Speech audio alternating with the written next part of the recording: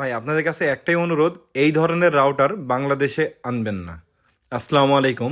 আজকে আমি চলে যাচ্ছি এক প্রবাসী ভাইয়ের বাসায় নতুন ওয়াইফাই সংযোগ দিতে।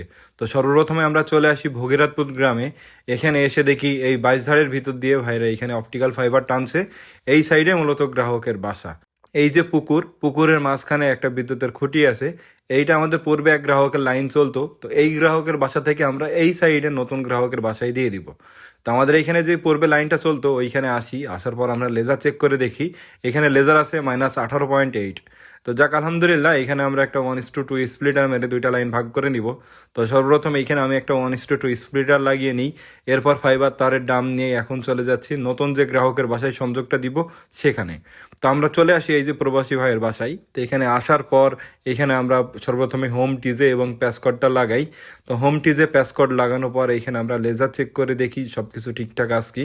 যাক আলহামদুলিল্লাহ, এখানে আমরা লেজার পেয়েছি -22.8। যাই হোক, আমাদের হোম টিজে এবং প্যাসকোড লাগানো হয়ে গেছে। এরপর আমরা রাউটারটা দেখি। এখানে এই ভাই মূলত হচ্ছে সৌদি আরবে ছিল, উনি সৌদি প্রবাসী। তো ছুটিতে বাসায় এসছে। উনি যে রাউটারটা বিদেশ থেকে নিয়ে এসছে এটা মূলত হটস্পট জোনে এপি মোডে ব্যবহার করা হতো।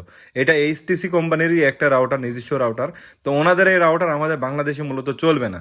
তার কারণ হচ্ছে ওইখানে চলতো হটস্পট জোনে এপি মোডে, আর আমাদের এখানে চলে পিপিওই ভাবে রাউটার মোডে। দুইটা লাইনই আলাদা আলাদা মডেলে চলে। যেহেতু আমরা এখানে হটস্পট সিস্টেম ব্যবহার করি না বা আমরা হটস্পটে ব্যবসাটা করি না, এই কারণে এই রাউটারটা মূলত আমাদের এই লাইনে চলবে না।